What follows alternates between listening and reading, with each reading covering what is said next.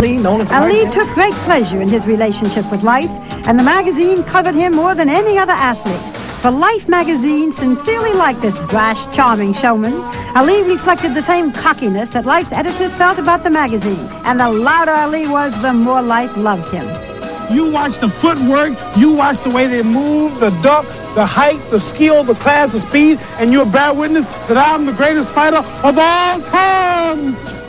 I understand why he had to, as you might say, be a loudmouth at that time, because I truthfully believe that if he hadn't made a lot of noise, he would never got a chance at the championship.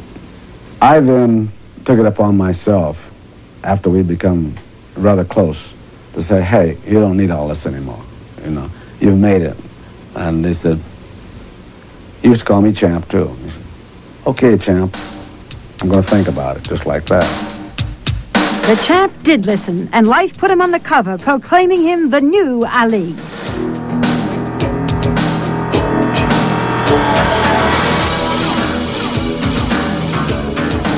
Life's coverage of Ali peaked in 1971 when he faced Smokin' Joe Frazier in one of the fiercest fights in boxing history.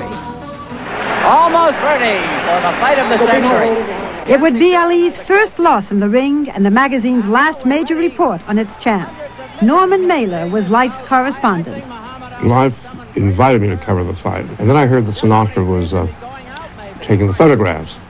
What a fight, what a pace. I've never seen a pace like this. The fighters, Ali and Frazier, fought with such incredible determination for 15 rounds. No one's ever seen a fight quite like that. I mean, people can go to prize fights all their lives. They'll never see a fight where two men work that hard for 15 rounds.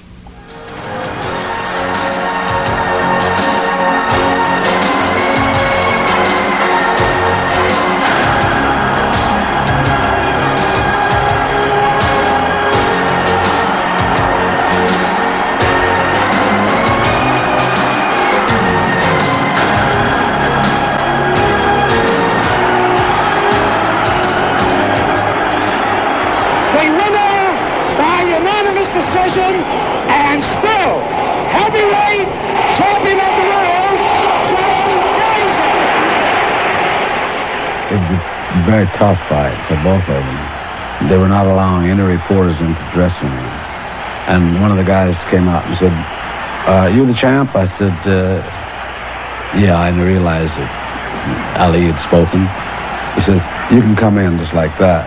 So I went in and they had a big pack on his face and his jaw was out to here. He says, well, I guess you're going to photograph my beautiful face with this big pack on it and my jaw sticking all over the place. I said, no, I said, you know, I would be happy to, but I just ran out of film. He smiled. I don't see much of him today. I only met him once in the last 3 or 4 years. Big Daddy. Gordon Paul. How you doing, baby? He looks wonderful, you know. He's heavier than he should be, of course, but when I met him, he was in much better shape than I had heard he was, and greeted me with Gordon Parks. I knew everything was all right. Good to see you. Gordon Parks.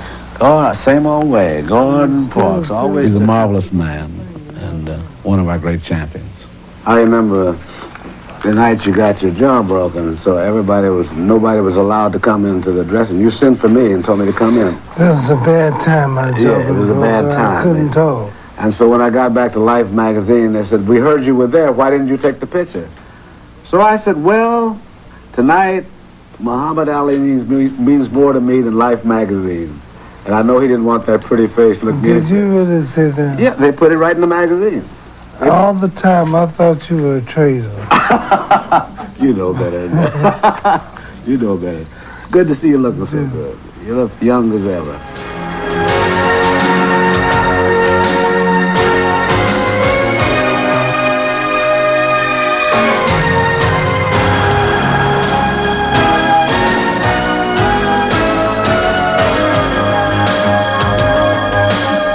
Ladies and gentlemen, still the greatest, Muhammad Ali.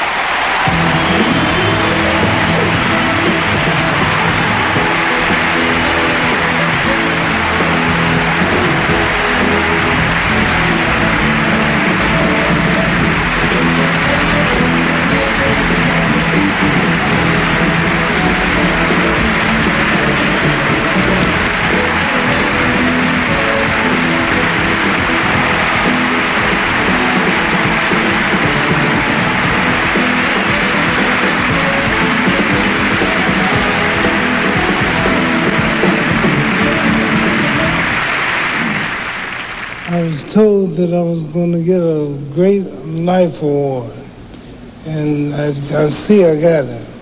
I have many medals, 3 belts, many trophies, but this will always be number one. Thank you.